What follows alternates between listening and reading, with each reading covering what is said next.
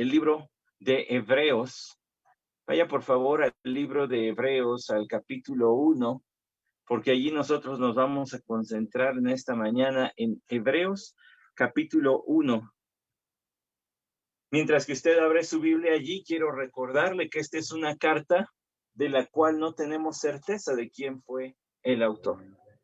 Hay quienes proponen que haya sido el apóstol Pablo, pero es un autor débil. No lo distinguiríamos usted y yo tal vez porque no somos expertos en idiomas bíblicos, pero aquellos que sí lo son, dicen el griego que está usado en esta carta no corresponde a las palabras, al modo de hablar y de escribir natural del apóstol Pablo. Así que él es un proponente débil, él es una persona que se propone pues muy débil. Otro que pudo haber sido Apolos. Recuerda aquel varón elocuente, bien estudiado en la palabra del Señor, a quien Priscila y Aquila le dieron un empujoncito para que entendiera un poco mejor las cuestiones del evangelio. Él es un candidato fuerte por toda esta referencia que encontramos en el libro de los Hechos acerca de su amplio conocimiento de las escrituras. Y bueno, pues si quiere saberlo, y si no, de todas maneras se lo voy a decir, el libro de Hebreos contiene 29 citas al Antiguo Testamento, 29 citas y 53 alusiones al Antiguo Testamento. Es decir, no una cita directa palabra por palabra, pero alguna referencia al Antiguo Testamento, sin contar las 29 citas.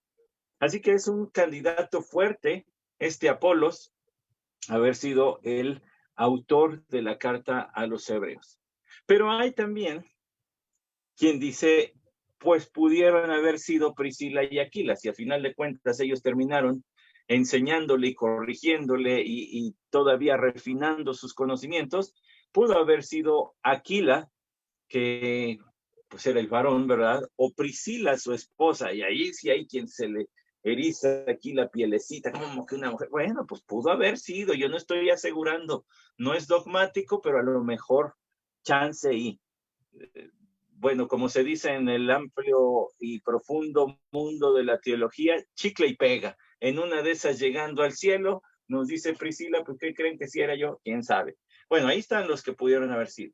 Otro detallito que necesito mencionarle es que si usted lee el libro de Hebreos, y ojalá lo haga en este tiempo que nos preparamos, ¿verdad? Que ya estamos celebrando la Navidad, porque es un libro que habla profundamente acerca de nuestro Señor Jesucristo. De hecho, el comentarista R.C. Sproul, no tiene mucho de fallecido, el teólogo R.C. Sproul, él decía que si le fueran quitados los otros 65 libros de la Biblia, él de todas maneras se aferraría a Hebreos, porque es un tratado de la obra de nuestro Señor Jesucristo a la luz del Antiguo Testamento, un tratado acerca de la salvación. Ahí está gran parte de toda la doctrina bíblica, está también condensada en este libro, de modo que es un libro importante, que fue escrito, como ya dije, no sabemos por quién, pero sí sabemos que debió ser antes del año 70. Porque si usted hace el recuento histórico, bueno, una vez ascendido el Señor Jesucristo por allí del año 33 de nuestra era, en el año 70 los romanos llegaron y destruyeron todo Jerusalén, los dominaron, los apabullaron, destruyeron el templo, y con eso el sistema de sacrificios que había estado dado por el Señor para su pueblo judío allí desapareció.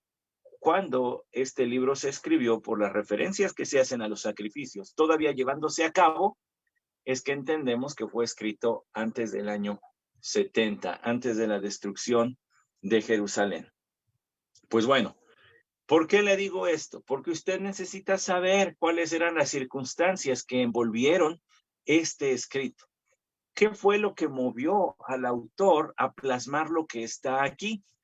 Y una vez dicho eso, ya habiendo mencionado que Cristo Jesús es el centro de este libro, quiero que por favor me acompañe al capítulo 1 y que lea junto conmigo los versículos del 1 hasta el 4. Capítulo 1, versículos del 1 al 4. Aquí hay mucho que debemos nosotros ver, que debemos nosotros estudiar. Fíjese lo que dice estos versículos. Dios, habiendo hablado hace mucho tiempo, en muchas ocasiones y de muchas maneras, a los padres por los profetas, en estos últimos días nos ha hablado por su Hijo, a quien constituyó heredero de todas las cosas, por medio de quien hizo también el universo. Él es el resplandor de su gloria y la expresión exacta de su naturaleza, y sostiene todas las cosas por la palabra de su poder. Después de llevar a cabo la purificación de los pecados, se sentó a la diestra de la majestad en las alturas, siendo mucho mejor que los ángeles, por cuanto ha heredado un nombre más excelente que ellos. Vamos ahora. Padre, te damos las gracias por tu palabra nuevamente. Y te damos sobre todo las gracias por nuestro Salvador, Cristo Jesús. Él es el motivo de tanta fiesta, no solo en diciembre, no solo en Navidad o algunos de nosotros desde octubre. Él es el motivo de la fiesta semanal que conmemora su resurrección domingo tras domingo. Cuando tu iglesia se congrega en un sitio o cuando lo hacemos dispersos como en este momento, lo seguimos haciendo en domingo, no porque sea día de descanso, no porque sea un día que se acomode más a los horarios de muchos, no. Lo hacemos porque Él resucitó un domingo. Ninguna otra fiesta se celebra diario. Ninguna otra ocasión, evento se conmemora diario, todos los días. Solamente, Señor, solamente tu Hijo Jesucristo resucitado es celebrado cada semana por su pueblo. Así que ahora rogamos que sea tu Santo Espíritu quien nos dirija al Hijo para tu gloria, Padre. Amén. Usted tiene allí la carta de Hebreos, el capítulo 1, versículos del 1 al 4, y quizá está diciendo, bueno, pensé que íbamos a hablar de la Navidad, ¿no? Pues ya está aquí encima de nosotros. Bueno, pues ¿qué cree? Que sí, aunque lo haremos desde un texto que no necesariamente es relacionado de manera frecuente con la Navidad. Sin embargo, este es el preludio, esta es la apertura de esta carta que, como ya mencioné en mi introducción, es una carta cristocéntrica. Es una carta que habla de principio a fin de Cristo Jesús. Si usted quisiera, podría llevar a cabo un análisis que creo que le va a arrojar resultados muy impresionantes y va a afianzar todavía más su confianza en la palabra del Señor. Hay quien propone que la carta de Hebreos en realidad es un sermón. Es un sermón donde se explican diferentes textos del Antiguo Testamento. Vaya, eso es la predicación, ¿cierto? Explicar el texto. Pero dentro de este sermón se dice cuál debe ser la respuesta de los cristianos o de los lectores judíos cristianos, que fueron los originales lectores de esta carta, cuál debe ser su respuesta a esa exposición, a esa explicación de textos del Antiguo Testamento. Eso es predicar, ¿cierto? A ver, no se le olvide, no nos hemos visto desde marzo, pero ay de mí si dejo que se le olvide que la predicación consiste en explicar y aplicar el texto. Ese es el trabajo del pastor o del predicador, si no es necesariamente un pastor. Tiene que explicar y tiene que aplicar. Y la carta de Hebreos cumple muy bien con esos requisitos.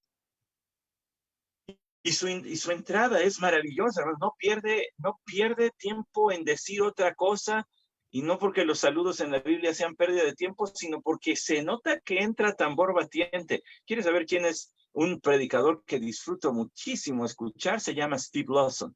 Y es un hermano que de principio a fin lo tiene el filo de la butaca, como esas buenas películas de acción de Rambo. Ah, bueno, esas son malísimas, pero una buena película que lo tiene al filo de la butaca, así lo tiene. Así es la carta a los hebreos, porque desde el inicio, la primera palabra que usted ve en este texto Esa primer palabra en nuestra Biblia es Dios. Dios. Dios habiendo hablado. Dios habiendo hablado. Hace mucho tiempo, en muchas ocasiones. Esa entrada le suena ocurrió hace mucho tiempo en una galaxia, pero no es nada de eso. Esto no es ficción, esto es verdad. Dios habló hace mucho tiempo. Si no le es suficiente todavía que lo deje leerlo solito, le voy a decir algo al respecto de esto. Dios hablando. ¿Cómo? ¿Qué tiene de especial eso, pastor? Pues permítame decirle qué tiene de especial. Que los dioses de los hombres tienen ojos y no ven. Tienen boca y no hablan. Tienen pies y no andan. Tienen que ser cargados por aquellos que los adoran.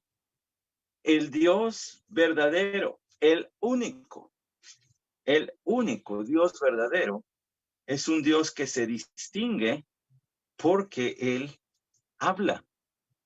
Dios, habiendo hablado en una acción pasada, en una acción ocurrida de manera frecuente, porque más adelante, y usted lo leyó conmigo, ¿verdad? Dios habiendo hablado en muchas formas, en muchas ocasiones y de muchas formas. Bueno, ahora sí déjeme darle algunas notitas, ¿verdad? Que le ayudarán a comprender más la palabra de nuestro Dios. En muchas porciones y de muchas maneras, Dios habló a los padres. Si me permitiera traducirlo de manera literal, palabra por palabra, ahora sigue poniendo el idioma original arriba y el español abajo, tendríamos que decir en muchas porciones. Cuando usted tiene allí su Biblia que dice en muchas ocasiones y de muchas maneras, no se refiere tanto a los tiempos, sino a las porciones que fueron siendo reveladas. Es decir, en el pasado, tomando como punto de referencia cuando esto fue escrito, este libro de Hebreos fue escrito, el autor estaba diciendo en el pasado Dios reveló distintas porciones, distintos fragmentos a distintas personas. No a todos les dio todo de un jalón. Les dio pedacito por pedacito, si me permite decirlo así. Episodio tras episodio, capítulo a capítulo. Como un buen libro que desarrolla un tema, pero que no te dice todo en el primer capítulo, sino que para que entiendas mejor y vayas comprendiendo el asunto que el autor quiere desarrollar, te va dando poco a poco la explicación de su tema. Entonces el Señor, a través del autor de Hebreos, dice, en el pasado estuvo hablando por fragmentos. Fue dando diferentes porciones. No habla de ninguna forma de una falla en la revelación. Habla de una dosificación de la revelación. No es que Dios haya pretendido ocultar algo de los hombres y decir, no quiero que sepan, sino que fue dosificando. Y eso se coteja súper bien con las palabras del Señor Jesucristo, ¿cierto? El Señor dijo, hay muchas cosas que puedo decirles, pero todavía no las pueden llevar, todavía no las pueden cargar sobre sus hombros. No es que el Señor haya fallado en revelarse. Él tuvo la iniciativa de revelarse, de darse a conocer, pero lo hizo poco a poco, poco a poco. Así pues, a Noé le dio a conocer su plan de castigar la maldad de los hombres, pero también le dio a conocer la forma en que salvaría a algunos, entre ellos Noé, él y su familia, con los que volvería a poblar, a iniciar la población de la tierra. A Abraham le fue revelado que habría una tierra y que se formaría una nación. A Jacob se le dijo que habría una tribu especial sobre la cual vendría el Mesías. A David se le dijo que sería un heredero suyo el que gobernará para siempre. A Daniel se le dijo cómo será esa venida de ese Mesías para imponer su reino en esta tierra. Y así podríamos citar a todos los demás, pero todos fueron recibiendo fragmentos en muchas porciones. En muchas porciones, es a lo que se refiere cuando dice en muchas ocasiones, diferentes fragmentos de revelación, que no hablan de una falla en la revelación, sino hablan de un plan en la revelación. Todo va construyendo hacia una gran cumbre, hacia un clímax en la historia. Sí, el Señor es el mejor contador de historias. ¿No disfruta cuando alguien platica con usted y empiezan a hablar de anécdotas de su vida, de su infancia? Uno de los viajes que más he disfrutado con mi esposa, aunque disfruto cada segundo con ella, uno de los viajes que más he disfrutado fue la primera vez que salimos en carretera, en carro juntos. Porque pues está la privacidad que uno no tiene viajando en un autobús, ¿verdad? En el carro uno puede hablar libremente y carcajearse y hablar de cosas más personales porque no le intimida que alguien más vaya a escuchar las historias que se están platicando. Pero uno empieza a contar historias y hablando de contar historias así en ese ambiente, hay personas que tienen una gracia y una facilidad para contarlas que nos cautivan. Y un buen contador de historias se reserva el golpe final para cuando ya te tiene más tenso, cuando tú dices, ¿y qué pasó? Ya dime, ¿qué pasa? ¿Qué sigue? Es como contar un chiste, ¿no? Usted no cuenta el chiste al inicio. Quien lo hace así, pues no tiene gracia, es el papá de Nemo o algo así. Usted se guarda lo sabroso del chiste para el momento exacto provocar la carcajada. Dios se guardó su mejor palabra para el momento exacto. Fue dando porción tras porción, creando esta tensión de dinos más, dando palabra tras palabra, fragmento tras fragmento. Dios habló en su deseo de darse a conocer, diría Juan Calvino, en su deseo de darse a conocer, Dios salió de la intimidad de la Trinidad y se reveló al hombre. Es que es así. Dios no necesitaba revelarse. Es una gracia de Dios, es un favor de Dios para con los hombres, el revelarse. Lo hace para nuestro bien, no para su bien.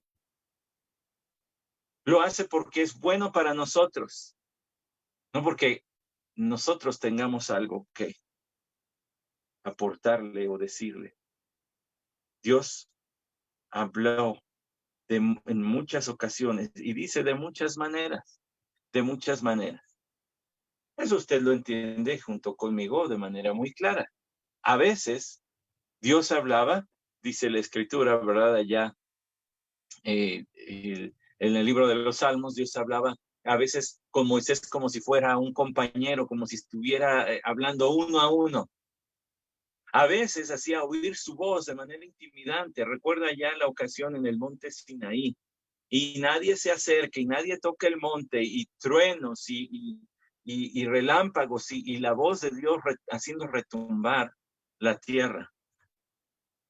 Otras veces mandaba mensajeros. Otras veces mandaba a sus profetas a decir, esto dice el Señor. Pero no podríamos negar que también el Señor se revela en su naturaleza, es su plan. En su naturaleza me refiero en su creación. En su creación. Así pues, el Salmo 19 dice, los cielos proclaman la gloria de Dios y la expansión anuncia la obra de sus manos. De modo que en el plan divino estaba que aún la naturaleza testificara del carácter de Dios. Dios diseñó el mundo, Dios creó el mundo de tal forma que el hombre habitara en un eterno testimonio de Dios. Utiliza su imaginación tantito conmigo. Es como si cada árbol fuera una página de la Biblia que nos habla de la grandeza de Dios, de su poder. Es como si cada paisaje que usted observa y le gusta hablara de Dios. Como si fueran las propias páginas de la Biblia hablándonos de Dios. Ahora, no quiero que se confunda. No estamos hablando aquí de algún tipo de animismo, que Dios es todo y todo es Dios. No estamos hablando de eso. Estamos hablando y dando testimonio, proclamando lo que dice la palabra de Dios acerca de el uso que Dios le dio a la creación. La creación fue creada por Dios para testificar de Él. Dice así, porque desde la creación del mundo, sus atributos invisibles, su eterno y poder y divinidad, se han visto con toda claridad siendo entendidos por medio de lo creado. Desde que Dios creó el mundo, su eterno poder y su divinidad, sus atributos divinos, quedan claros, son hechos evidentes a través de todo lo creado. Los cielos cuentan la gloria de Dios. Y usted voltea al cielo en uno de estos atardeceres que hemos tenido en la Ciudad de México en las últimas 2 semanas y dice, el cielo cuenta quién es Dios. Ayer tenía un color naranja al ocultarse el sol detrás acá del Cerro del Ajusco y los que me quedan acá al sur, y tenía un color naranja maravilloso, y uno dice, es que esta es la creación de Dios. Esto no ocurrió nada más porque sí o surgió de la casualidad. Dios lo creó de la nada, pero por su poder. Así pues, Dios ha hablado en muchas maneras. Por supuesto que también habla con su revelación, no solo natural, en la naturaleza, pues, sino su revelación especial. Aquellos escritos que él inspiró, y asimismo el Salmo 19, del cual leí el versículo 1, ahora le leo el versículo 7. La ley del Señor es perfecta, que restaura el alma. El testimonio del Señor es seguro, que hace sabio al sencillo. Fíjese cómo el salmista tenía en mente hablar de la revelación de Dios, cómo Dios se ha dado a conocer. Y habló de la naturaleza y ahora habla de los escritos que Dios dio. ¿Cuál es la utilidad de esos escritos? Dice el versículo 11 del Salmo 19. Además, tu siervo es amonestado por ellos. En guardarlos hay gran recompensa. ¿Ya vio? ¿Qué correspondencia hay entre aquello que soy expuesto? Debe provocar una reacción en mí. Aquello que Dios se ha revelado de sí mismo tiene que provocar una reacción en mí. Así pues, usted y yo estamos en Hebreos capítulo 1, donde habla que Dios, habiendo hablado hace mucho tiempo, en muchas ocasiones y de muchas maneras, a los padres por los profetas. El autor de Hebreos debió haber sido muy probablemente judío, porque se refería a los antepasados de los judíos como los padres, como también sus padres, sus antepasados. Dios habiendo hablado a los padres por los profetas. Es necesario, ¿verdad?, que nosotros hagamos esa anotación allí. Ellos son los antepasados. Nuestros antepasados gozaron de la revelación divina. El pueblo de Israel fue el recipiente, el receptor de aquello que Dios les quiso revelar. Y era para que lo dieran a conocer. Por supuesto, entonces, que el autor de Hebreos reconocía la función que tenía el pueblo. Le fue dada la revelación para que conocieran a Dios, le obedecieran, pero también le dieran a conocer. Esta Navidad hemos dicho que estaremos hablando de que Jesús se vistió de hombre. Se vistió de hombre. Y aquí entra a escena la palabra de Dios. El discurso de Dios. Jesús mismo. En estos últimos días nos ha hablado por su Hijo, a quien constituyó heredero de todas las cosas, por medio de quien hizo también el universo. En estos últimos días nos ha hablado por su Hijo. Ya vio, yo le dije hace un momento, como un buen narrador, como un buen contador de historias, el Señor Dios fue revelando fragmento tras fragmento tras fragmento y creando esta expectación. Ya viene el Mesías, ya viene la gran revelación de Dios. Él es el Logos, Él es la palabra de Dios. Y usted sabe que lo he mencionado muchas veces, cuando hablamos de el Logos, nos debemos referir de inmediato al Evangelio de Juan, al capítulo 1, donde se habla de nuestro Señor Jesucristo como el Logos de Dios. Dice el capítulo 1, versículo 1 de Juan: en el principio existía el Verbo, y el Verbo estaba con Dios, y el Verbo era Dios. Él estaba en el principio con Dios. Todas las cosas fueron hechas por medio de él, y sin él nada de lo que ha sido hecho fue hecho. Vaya al versículo 14, Juan 1:14. Y el Verbo se hizo carne y habitó entre nosotros, y vimos su gloria, gloria como del unigénito del Padre, lleno de gracia y de verdad. Así que ahí lo tiene usted. Este es Jesús. Dios, habiendo hablado muchas veces, muchas maneras a los padres por los profetas, en estos postreros días nos ha hablado por su Hijo. Ahora, contraste esto con el versículo 1. Dios nos habló en fragmentos, pero en estos días vistió su discurso de hombre y lo mandó a vivir entre nosotros. Es como si el Antiguo Testamento fuera un retrato hablado del Señor. ¿Ha visto retratos hablados? Al menos en las películas. Es como si el Antiguo Testamento fuera un retrato hablado, pero ahora aquí está caminando entre nosotros, encarnado. No es que el Antiguo Testamento hubiera ocultado nada de lo que Dios quiso revelar de su persona. Es que el corazón del hombre transformaba y deformaba la ley de Dios y no le daba su valor y su lugar. Me explico. ¿Ha escuchado usted? Permítame dar esta ilustración para explicarle. ¿Ha escuchado usted esa gran blasfemia de que Dios era malo en el Antiguo Testamento, pero luego se le enterneció el corazón y mejor se mostró como humano en el Nuevo Testamento, es decir, Jesús? Y si no ha escuchado literalmente lo que acabo de decir, al menos ha escuchado gente que dice que Dios es malo, pero que hay que enternecerle el corazón por medio de rogarle a María. Eso es una gran blasfemia. Dios no es malo, ni necesita que una mujer interceda entre usted y él para que le doblegue el corazón y le muestre bondad. El único intermediario, intercesor entre Dios y los hombres es Cristo Jesús. En el Antiguo Testamento, Dios mostró su bondad. En el Nuevo Testamento, Dios mostró su bondad. La sonrisa de Dios nunca estuvo oculta en las páginas del Antiguo Testamento, pero es hecha visible de forma encarnada en Cristo Jesús.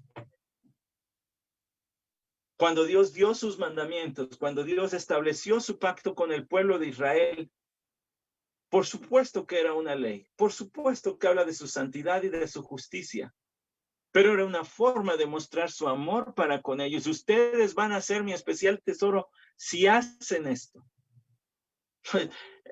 Era como un novio queriendo enamorar a su esposa. Quiero que me ames. Lo que quiero de ti es que me ames. La revelación no era defectuosa, pero el corazón la hizo fallar en su cometido, porque el corazón del hombre se cerró. Así Pablo le explicó a los romanos, no es que haya habido problema en la ley es buena, sino que el pecado toma la ley y la convierte en mala. La convierte no en el sentido de que la pueda transformar, sino que en vez de conducirle a Dios, el corazón del hombre procura mejor alejarse, pues si ese es Dios, no quiero saber nada de él. ¿Se fija? La revelación no falló, no fue defectuosa. El pecado fue lo que desvió el propósito de la revelación. La bondad de Dios nunca estuvo velada en el Antiguo Testamento. Usted y yo hemos estudiado el Antiguo Testamento. La bondad de Dios siempre fue patente, pero fue hecha tangible en Cristo Jesús. La misericordia de Dios nunca fue corta para alcanzar a las personas, pero en Cristo Jesús extendió sus brazos en la cruz. La gracia de Dios bañaba de bendiciones a todos los hombres en el Antiguo Testamento, como lo hace hasta el día de hoy. Pero en Cristo Jesús baña a los que tienen fe en Él con la sangre, con las gotas de sangre de Cristo Jesús en la cruz. Todos los atributos de Dios no estaban lejos del hombre para conocerlos en tiempos antiguos, pero una vez llegado el Hijo, el discurso tomó carne. Sí, es que la palabra logos, comúnmente traducida como verbo o como palabra, debería ser dicha como discurso. Así pues tenemos términos en el idioma español como teología, donde teo viene de Dios y logía viene de logos. Y no es la palabra acerca de Dios, sino es el discurso acerca de Dios. La teología es el discurso acerca de Dios. La cristología es el discurso acerca de Cristo. La martiología es el discurso acerca del pecado, etcétera, etcétera. Cristo Jesús es el discurso de Dios. Lo que antes habían sido breves destellos de revelación, fragmentos, capitulitos pequeños, aquí llegó toda la enciclopedia. Cada gesto que hizo Jesús, cada actitud que mostró Jesús, cada palabra, cada pisada del Señor con sus pies en esta tierra, todo eso fue un acto divino. La revelación de Dios llegó a su clímax en Cristo Jesús. Y por cierto que eso inició una nueva etapa. Por cierto que eso inició una nueva etapa. Ya se fijó lo que dice el autor de Hebreos. En estos últimos días nos ha hablado por su Hijo. Es el Hijo de Dios. Es el Hijo de Dios. Es su entrada en este mundo a través del vientre de María, lo que inició una nueva etapa en el plan divino. No es una enmienda en el plan divino. Este es el clímax. Todo apuntaba hacia acá. Dios no envió a su Hijo a morir porque pues se le haya salido de control la humanidad y pues ya pecaron, ahora tengo que arreglar el asunto. No, este siempre fue el asunto. Cristo Jesús fue elegido por Dios como el Cordero para morir por los pecadores desde antes de fundar siquiera el mundo, desde antes de crear a Adán y Eva, desde antes de crear la tierra y todo lo que existe. Él siempre fue el motivo. Que Cristo Jesús sea adorado por aquellos que le aman, siempre fue la razón por la cual Dios llevó a cabo todo su plan. Pero aquí entra en una nueva etapa. Por eso el autor de Hebreos dice, en estos últimos días, y yo sé, vivo en el mismo país y en el mismo planeta que usted. Y en este tiempo de pandemia, hay quien ha estado muy consternado o consternada. Ya estamos en el Apocalipsis. He tenido que responder esa pregunta varias veces. Pastor, ya este es el final, ya es el, y hay quien lo ha dicho asegurando, ya es el desenlace, ¿verdad? O sea, más que preguntar, me está casi diciendo, confírmeme lo que yo ya me sospecho. Bueno, le voy a decir algo muy claramente. El libro de Apocalipsis dice que cuando esa etapa suceda, nadie va a tener duda de que ese es el Apocalipsis. No se van a andar preguntando si es o no. Todo el mundo va a saber, va a ser tan clara la intervención del juicio divino que lo van a saber. Los últimos días es una frase que en las Escrituras se refiere a la última etapa en el plan divino antes de que Cristo Jesús venga a reinar a la tierra. Y ese tiempo quedó inaugurado con la historia de la Navidad, es decir, con el nacimiento de nuestro Señor Jesucristo. En estos últimos días ahí empezaron. Así pues, usted tiene diferentes menciones de los últimos días. Y solamente para muestra le voy a dar unos botoncitos. Por ejemplo, el apóstol Pablo se refirió en 2 Timoteo capítulo 3, versículo 1, pero debes saber esto, que en los últimos días vendrán tiempos difíciles, porque los hombres serán amadores de sí mismos, avaros. Entonces Pablo estaba diciendo, ya estamos en los últimos días y van a venir tiempos difíciles en estos tiempos ya. No estaba hablando de la segunda venida de Cristo necesariamente. Déjeme darle otro texto que a lo mejor le va a sonar muy conocido. Fíjese lo que dice Santiago. Este está para el otro lado de donde fuimos de Hebreos. Vean lo que escribió el autor Santiago en el capítulo 5, versículo 3, acerca de los últimos días. Estoy probándole que ya estamos en los últimos días, cosa que dice nuestro texto de Hebreos. Santiago 5:3. Vuestro oro y vuestra plata sean oxidados, su herrumbe, será un testigo contra vosotros y consumirá vuestra carne como fuego. Es en los últimos días que habéis acumulado tesoro. Y una cosita, un dato extra, chiquito. Santiago fue la primera carta escrita de todo el Nuevo Testamento. Y él ya decía, ya estamos en los últimos días en los cuales aquellos que hacen trampas en los negocios están haciendo trampas en la etapa final. Mejor deberían prepararse para entregar cuentas al Señor y no estar haciendo eso. Ahora, empecé en segunda a Timoteo. Luego me fui a Santiago. Me voy a ir más atrás en la historia. Me voy a ir más atrás porque le voy a llevar ahora a Hechos capítulo 2. Y quiero que vea lo que dice Hechos 2 en el versículo 17. Y sucederá que en los últimos días, dice Dios, que derramaré mi espíritu sobre toda carne, y vuestros hijos y vuestras hijas profetizarán, y vuestros jóvenes verán visiones, y vuestros ancianos soñarán sueños. Ahora, este es el discurso de Pedro en el día de Pentecostés, 10 días después de la ascensión del Señor al cielo. Y Pedro, cuando explicó este texto, dijo, y ya se cumplió eso, puesto que en el versículo 33 dice, así que exaltado a la diestra de Dios y habiendo recibido del Padre la promesa del Espíritu Santo, ha derramado esto que vosotros veis y oís, o sea, el Espíritu Santo. Entonces Pedro dijo, pues ya fue derramado el Espíritu Santo. Entonces la profecía de Joel, que dice que en los últimos días Dios derramaría su Espíritu, ya se cumplió. Por tanto, ya estamos en los últimos días. Se fija cómo la entrada de Cristo es lo que inaugura esta etapa que la Biblia llama los últimos días. Este último segmento en el plan divino que antecede a la venida de Cristo Jesús a reinar en esta tierra.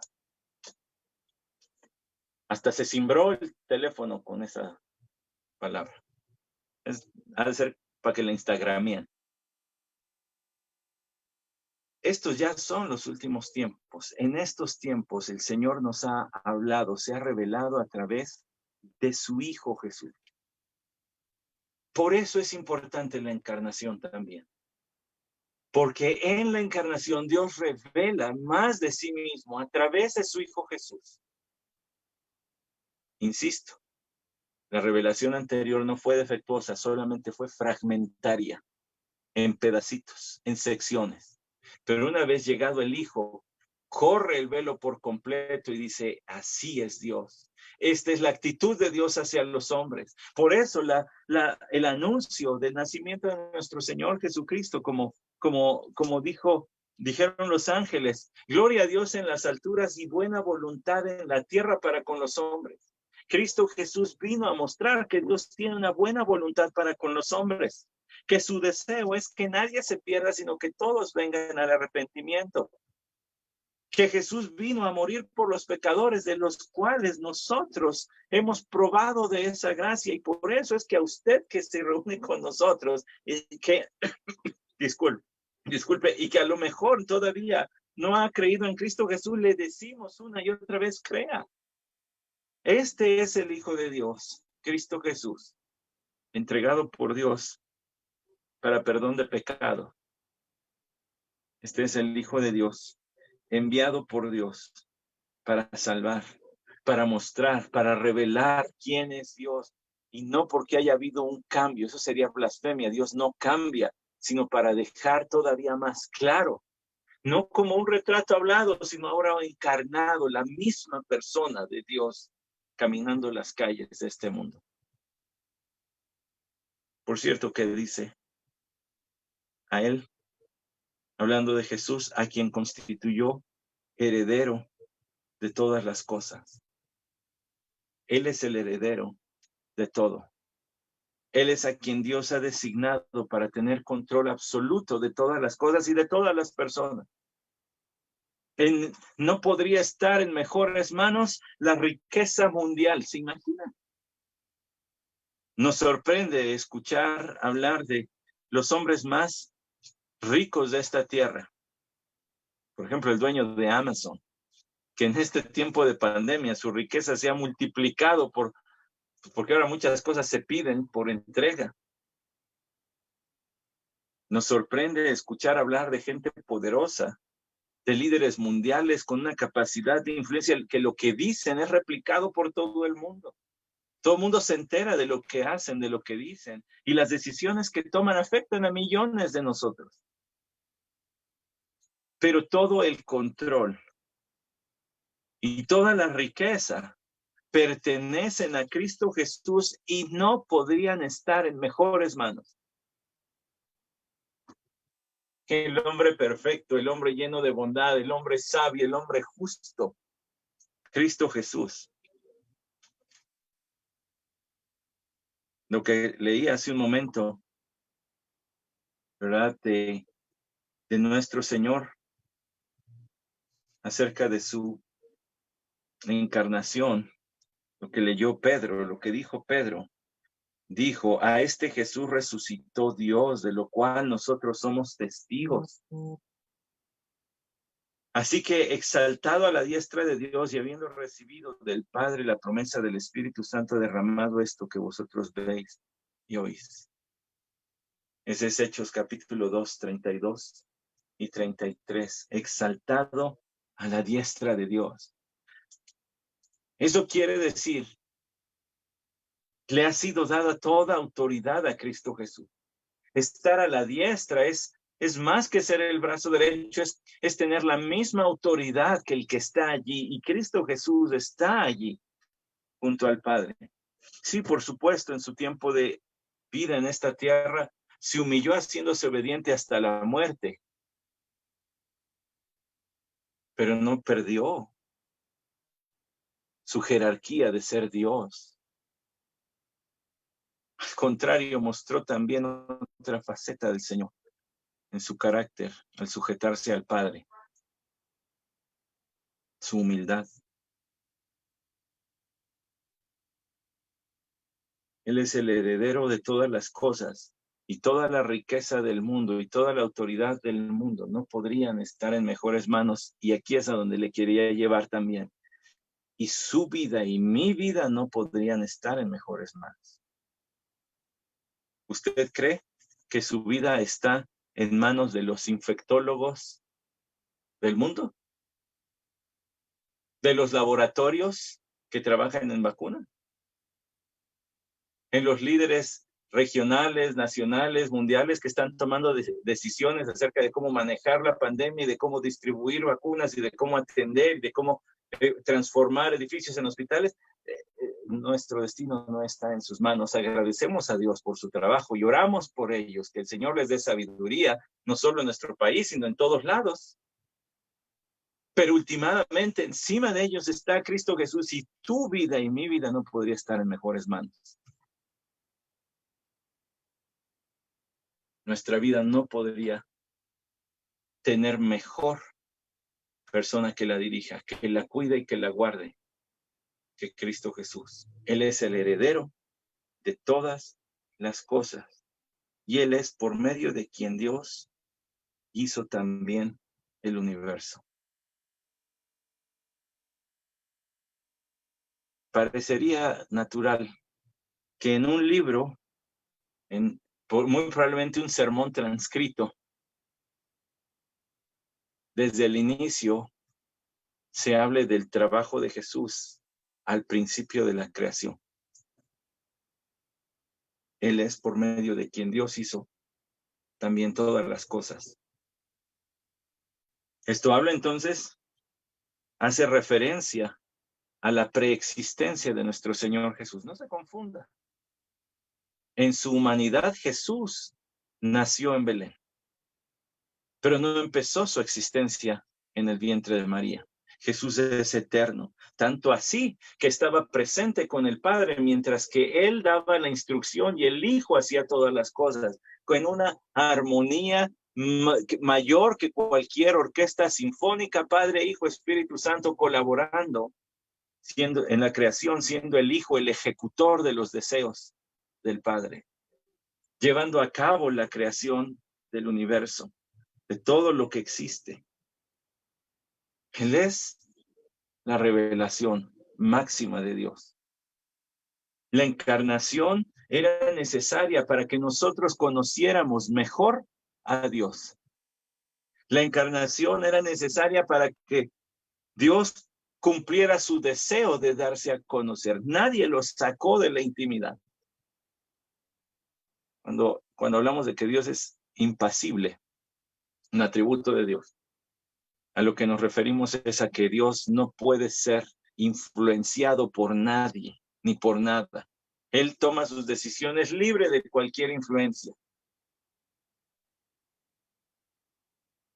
Nuestro Señor Jesucristo se vistió de hombre para dar a conocer a Dios. No porque alguien lo forzara a darse a conocer, sino porque Él quiso darse a conocer. Porque al darse a conocer da el mayor regalo que pudo darle a la humanidad. Al darse a conocer, Dios se da a sí mismo a los hombres. Con razón. Tenemos palabras como las del profeta Jeremías, hablando del conocimiento de Dios. A través de este profeta, el Señor dijo que lo mejor que puede ocurrir a alguien es conocerle. Lo mejor que alguien puede hacer es dedicar su vida y su tiempo y su mejor entendimiento a conocerle. Si alguno se gloriese en esto, en que me conoce, dice el Señor.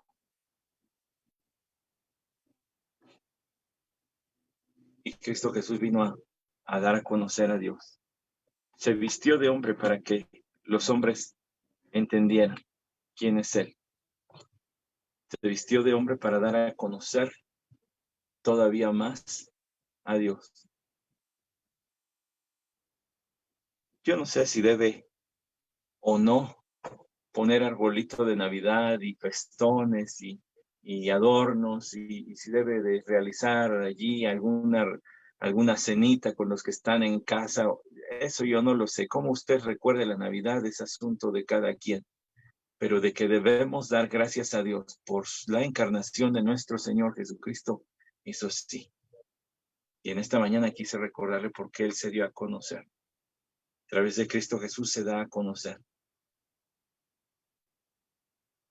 Y si usted ya conoce a Cristo Jesús y vive esta vida descubriendo diariamente quién es Él y viéndole actuar a su alrededor, gloria a Dios.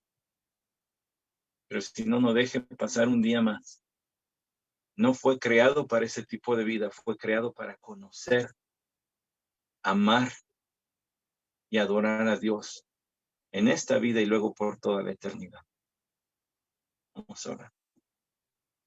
Padre, gracias por tu palabra, por tu Hijo Jesús, la gran palabra, el gran discurso.